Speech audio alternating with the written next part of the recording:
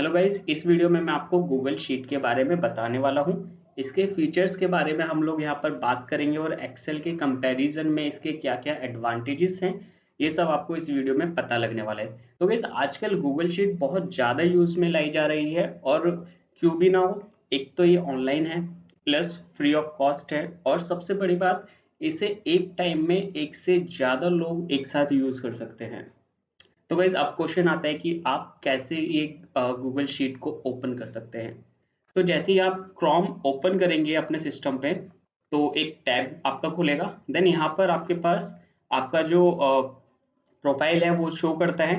इसके साइड में आपको यहाँ पर गूगल एप्स के लिए ऑप्शन मिलते हैं।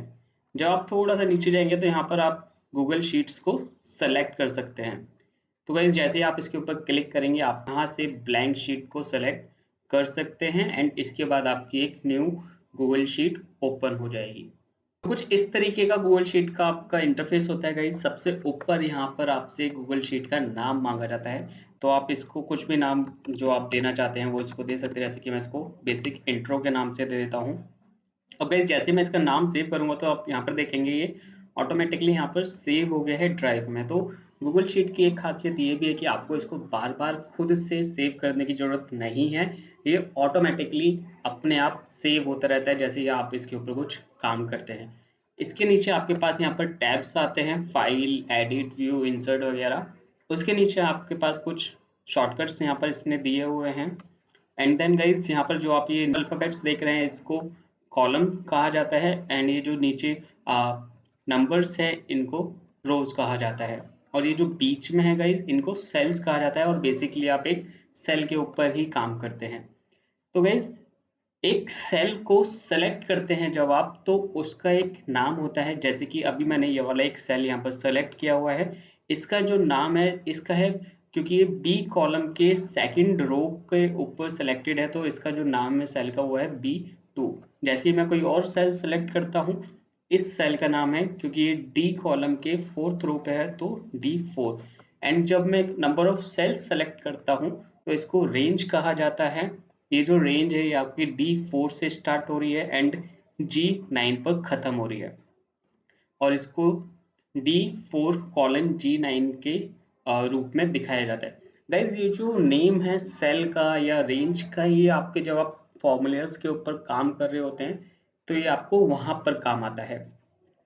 अब इसके बाद देखते हैं कि अगर आपको और शीट्स ऐड करनी है तो वो आप कैसे कर सकते हैं। यहाँ पर नीचे प्लस का साइन है, जैसे ही आप इसके ऊपर क्लिक करेंगे तो आपकी शीट्स यहाँ पर ओपन होते चले जाएंगे। शीट्स से रिलेटेड आपके पास क्या क्या ऑप्शंस हैं यहाँ पर गाइज वो एक बार देख लेते हैं। आप इसको डुप्लीकेट कर सकते हैं, यानी कि इस पे जो भी आपने काम किया हो वो सेम एक दूसरी शीट के ऊपर कॉपी हो जाएगा और एक न्यू शीट बनकर आ जाएगी।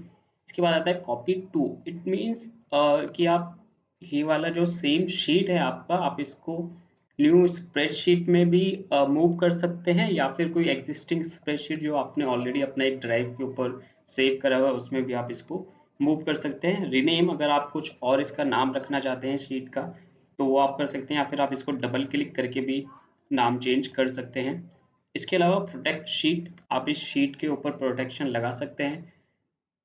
हाइड शीट, ये जो आपकी शीट है पूरी की पूरी यहाँ से हाइड हो जाएगी, हट जाएगी, और अगर आपको ये वापस देखना है तो आप इसको व्यू टैब के अंदर जाकर देख सकते हैं। हिडन शीट्स के अंदर ये शीट आपकी वापस आ जाएगी। तो गाइस ये जो शीट है आप इसको प्रोटेक्ट कैसे कर सकते हैं, तो जैसे कि यहाँ पर प्रोटेक्ट शीट का एक ऑप्शन आपके पास आया था, बहुत ही ईजी होती है। आपको बस यहाँ पर क्या करना है, यहाँ से उस शीट को सेलेक्ट करना है जिसको आप प्रोटेक्ट करना चाहते हैं। जैसे कि शीट 1 में यहाँ पर प्रोटेक्ट करना चाहता हूँ।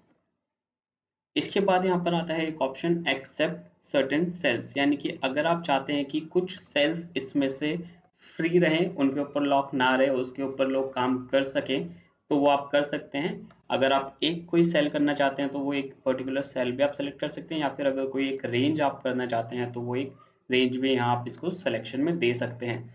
इसके अलावा ऐड अनदर रेंज, यानी कि अगर इसके अलावा भी एक कोई रेंज आप देना चाहते हैं जिस पर कि कुछ लोग काम कर सके तो वो भी आप कर सकते हैं। जैसे कि रेंज 2 में मैं यहाँ पर इस वाली रेंज को दे देता हूँ, तो A1 से C4 एंड E1 से G4, ये 2 रेंज के ऊपर लोग काम कर सकते हैं प्रोटेक्ट होने के बावजूद भी। इसके बाद जब आप इसको ओके करेंगे एंड देन सेट परमिशन, तो परमिशन के बाद ये आपसे कुछ इस तरीके का डायलॉग बॉक्स आता है। इसमें आपसे बोलता है कि आपको इसको क्या तरीके की परमिशन आप देना चाहते हो, यानी कि अगर आप इसको सिर्फ ओनली यू कर दोगे तो सिर्फ आप ही इस शीट को चेंज कर पाओगे, जो जितना भी प्रोटेक्टेड इसका बाकी के सेल्स हैं उसमें सिर्फ आप चेंजेस कर पाओगे।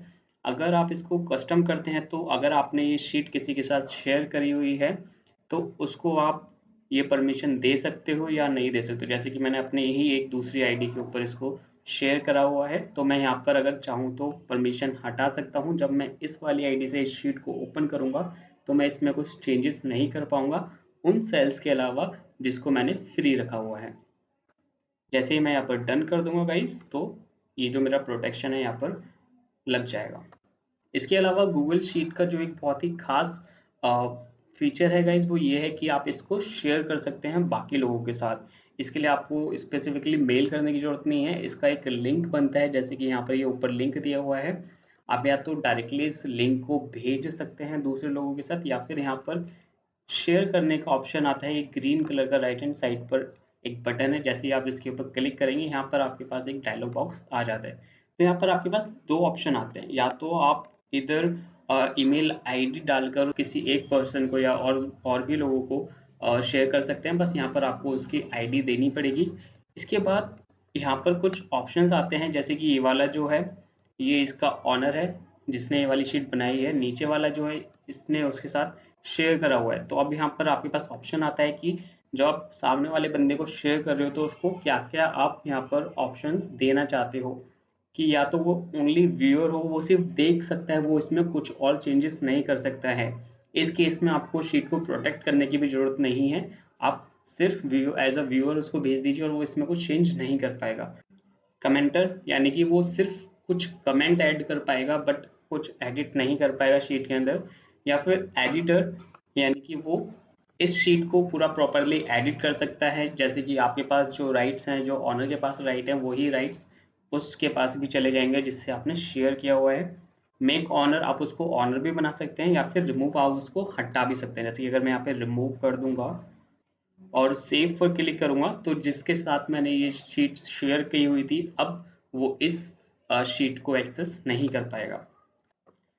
इसके अलावा जो आपके पास यहाँ पर गाइस ऑप्शन होते हैं वो ये है कि आप जब इसको गेट लिंक के थ्रू अगर किसी को कॉपी करके ये वाला लिंक भेजते हैं तो तब आपके पास क्या क्या ऑप्शन होते हैं। एक ऑप्शन है आपके पास यहाँ पर रेस्ट्रिक्टेड, यानी कि कोई भी बंदा इसको देख नहीं पाएगा, सिर्फ वही लोग देख पाएंगे जिनको आपने ईमेल आईडी के थ्रू ऐड किया हुआ है।